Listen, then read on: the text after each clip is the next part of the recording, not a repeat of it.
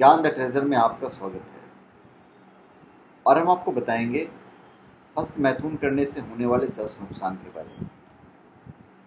ये किसी चीज़ की भी जब अति हो जाती है नुकसान तभी होता है।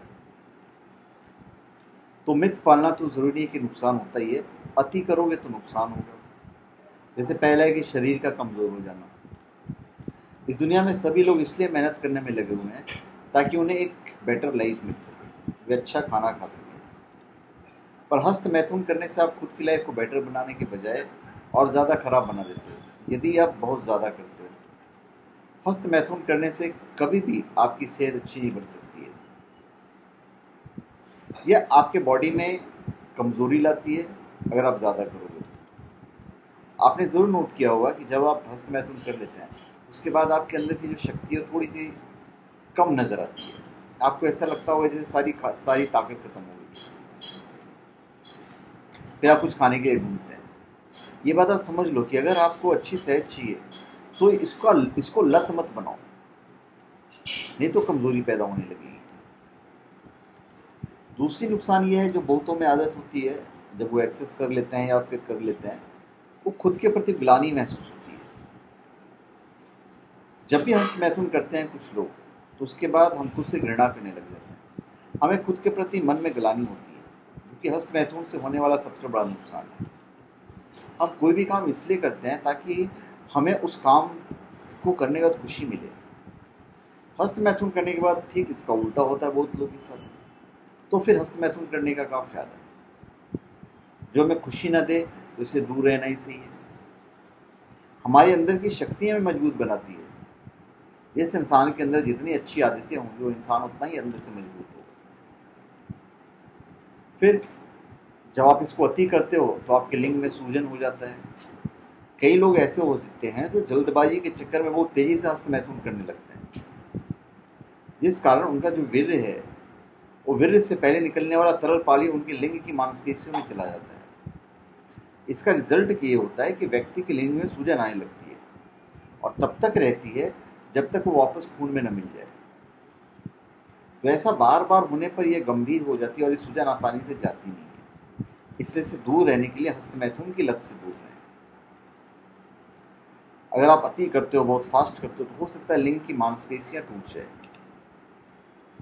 कई लोग हस्त मैथुन करते समय अपने लिंग को बहुत ही मजबूती से पकड़ लेते हैं, बहुत टाइट दबा देते हैं और उसे दबाने या मोड़ने लगते हैं। वे सोचते हैं कि ऐसा करने से वीर्य बाहर नहीं निकलेगा। ये करना सही नहीं है।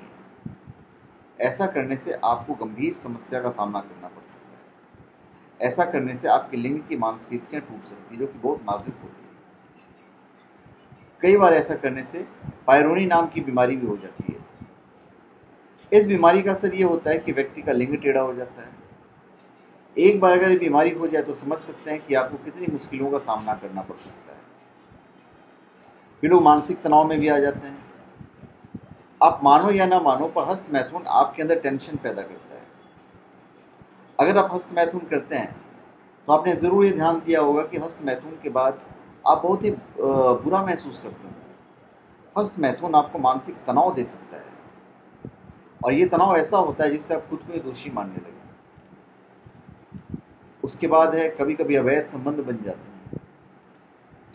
आज हमारे समाज में जिस तरह से यौन अपराध बढ़ रहे हैं उसमें हस्त मैथुन का भी एक बड़ा रोल है। ऐसे अपराध करने वाले लोग हस्त मैथुन के आदी होते हैं और यौन इच्छाओं अधिक बढ़ने पर भी अपराध करने लग जाते हैं। व्यक्ति हस्त मैथुन करते समय हमेशा ही कल्पनाओं में खोया रहता है।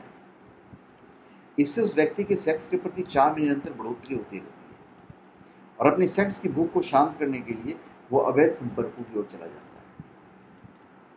और एक बार अगर आपने कोई यौन अपराध कर लिया तो समझ लीजिए आपकी जिंदगी तो बर्बाद हो ही जाएगी।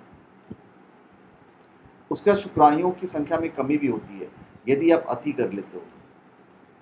हमारे वीर्य में लाखों की संख्या में शुक्राणु होते हैं जो हमारे पिता बनने में सहायक होते हैं, परंतु जो लोग रोजाना हस्त मैथुन करते हैं उनके वीर्य में शुक्राणुओं की संख्या बहुत कम हो जाती है। इसका सबसे बड़ा नुकसान यह होता है कि जब व्यक्ति की शादी हो जाती है तब उसके वीर्य में शुक्राणुओं की कमी के कारण वह पिता बनने से भी कभी कभी वंचित रह जाता है। तो कभी भी अति नहीं करना चाहिए, एक्सेस नहीं करना चाहिए। उसके बाद अपने पार्टनर से झगड़ा होता है। छोटी एज में बहुत अधिक हस्त मैथुन कर लेने से शादी के बाद इसका असर दिखने लगता है।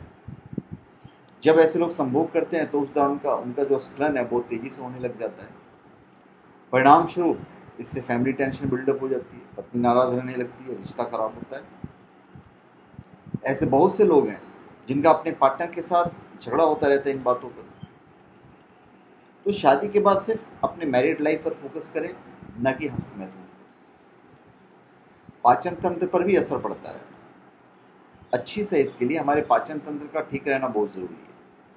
पाचन तंत्र हमारे शरीर का वह मशीन है जो भोजन में से निचोड़ कर निकाले गए हमारे शरीर को देती है, जिससे हमारा शरीर बलवान और स्वस्थ रहता है। अगर पाचन तंत्र खराब हो जाए तो हमारी सेहत कमजोर होने लगती है। उसके बाद लिंग में उत्तेजना का बंद हो जाना, ये भी एक बीमारी है।